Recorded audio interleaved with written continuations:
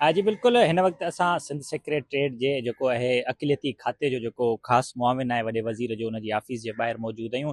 कराची जे लियारी वारे इलाइक़े में 8 महीना अॻु जेको आहे मुड़ुस हथां बेदर्दीअ सां क़तलु कयल जेका नारी आहे शांति, उनजी भाॼाई जेका आहे मुसलसिल 8 महीननि खां अक़िलियत वारो जेको सूबाई वज़ीर आहे श्याम सुंदर, उनजी ऑफ़िस जा चकर काटे रही आहे। सिंध हुकूमत उन टाइम ते ऐलान कयो हुयो त शांतीअ जी शादी समेत जेको उनजो इलाज ते जेको बि ख़र्चो थियो आहे उहो सिंध सरकार भरींदी। तंहिं हूंदे 8 महीना गुज़रण जे बावजूदि बि जेका शांतीअ जी भाॼाई आहे उहा मुसलसिल हिन ऑफ़िस जा चकर काटे रही आहे।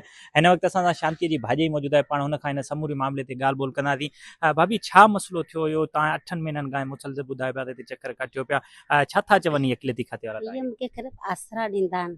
हा, असां ॾींदासीं, टाइम ॾींदा आहिनि त असां अञा मथां खां न आहे मंज़ूरु थी आयो। मूंखे मंज़ूरु न थिए त पंहिंजे असांखे टाइम छो ॾियो था? हाणे कर्ज़ी त मूंखे नथा विहारण ॾियनि। उहो त ईअं सोचे त तोखे सरकार एतिरो पैसो ॾिनी आहे त असां कर्ज़ु कोन थी ॾियूं। हाणे कमेटी वारा, असांजा जेका कमेटी वारा आहिनि त उहो त मूंखे दलील कनि था न कि तोखे पैसो मिलियो तूं रखी वेठी आहीं, कर्ज़ी न छो नथी। हाणे असां मकान मालिक जो किरायो पिया सही सुठो नथी ॾेई सघां। मुंहिंजो घर वारो अकेलो कमाइण वारो आहे। मुंहिंजा कम जेका हुआ से पई छुटी विया आहिनि। घर में मुंहिंजा नंढा नंढा बच्चा आहिनि। हाणे असां घर जी करियूं, कोरट जी करियूं, छा जी करियूं? मुंहिंजो घर वारो चलो छुटी करे कोरट ते वञे तॾहिं दिहाड़ी की टुटंदी आहे। हाणे अॼुकल्ह जी महांगाई केतिरी थी वई आहे। 8 महीना थी विया आहिनि शांती गुज़रंदे। हाणे 3,60,000 कर्ज़ो आहे, मथां वरी 1.5 लख ॿियो पियो कर्ज़ो करे छॾियां। मूंखे कोई वेहण ॾींदा छा? तॾहिं जॾहिं मूंखे मंज़ूर थी आयो आहे चेक, तव्हां ॾेई सघो था न, मूंखे ग़रीब जी हेल्प करियो न।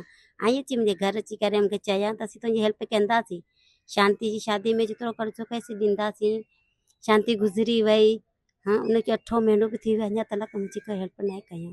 ऐं ओॾो चकर ॾींदी आहियां, अहिड़े पेरेंट्स सां वेंदी आहे। अॼु बि आऊं ली मार्केट सां त लियारी जनरल सां पेंदल हुते आई आहियां, हाँ, मगर पोइ बि मुंहिंजी फरियाद नथा सुणनि। ऐं एतिरी ग़रीब लाचार छो थी वई आहियां? अच्छा, हिननि घणो ऐलान कयो हुयो हुन टाइम ते? केरु केरु पहुता हुया जिन अची तव्हां इहो वाइदो कयो त शांतीअ जो जेको बि ख़र्चो आहे उहो टोटल हू भरींदा? सभु ॼणा अदा आया हुआ, जेतिरा कमेटी वारा जेका बि हिते जा हुआ सभु आया हुआ। असांखे चयोसीं तुंहिंजी मदद कंदासीं, कर्ज़ो ॿियो तुंहिंजो लाहींदासीं, असीं तुंहिंजे केस में बि तुंहिंजी हेल्प कंदासीं। मूं ग़रीब केस बि कयो, जॾहिं केस करे छॾियो तॾहिं मुंहिंजी केरु मदद करण लाइ त तयारु कोन्हे। छह जे लाइ पोइ ॻाल्हि न करियो आहे न। हाणे तारीख़ ख़बर केतिरा साल हले न केस, अञा त उनखे सज़ा न आहे मिलई न।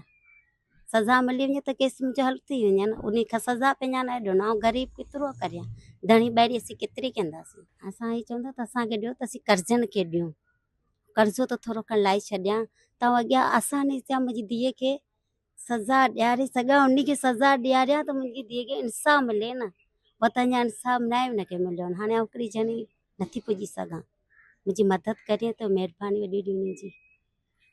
जी बिल्कुलु, शांतीअ जी भाॼीअ जी मां ॻाल्हि ॿोल ॿुधी। हुनजो चवणु आहे त गुज़िरियल 8 महीननि खां हू जेको आहे मुसलसिल सिंध सेक्रेटरीट में जेको वज़ीर अक़िलियत जो सूबाई वज़ीर आहे, वॾे वज़ीर जो ख़ासि मुआविन श्याम सुंदर, हुनजी ऑफ़िस जा बार बार कट जेके चकर आहिनि उहा काटे रही आहे। पर तंहिं हूंदे बि जेको आहे हिन वक़्तु ताईं बि जेको हुननि जी जेका आहे माली मुआविन न आहे कई वई। हिन वक़्तु मां पंहिंजे कैमरामैन खे चवंदुसि त उहो तव्हांखे ॾेखारे त हिन वक़्तु बि जेको आहे डॉक्टर श्याम सुंदर जी जेका ऑफ़िस आहे हुन में को बि अमलो जेको आहे हिन वक़्तु बि मौजूदु न आहे। गुज़िरियल 8 महीननि खां जॾहिं जॾहिं बि हिननि जो चवणु आहे त हीअ हिते आया आहिनि, तंहिं हूंदे बि जेको सूबाई वज़ीर आहे हुननि सां मिलण लाइ बि तयारु न आहे। हिननि मुतालबो कयो आहे त हिननि जी जेका माली मुआवनत जो ऐलान कयो उहा जेका हिननि जी माली मुआवनत करे ऐं शांतीअ सां इंसाफ़ कयो वञे। जी।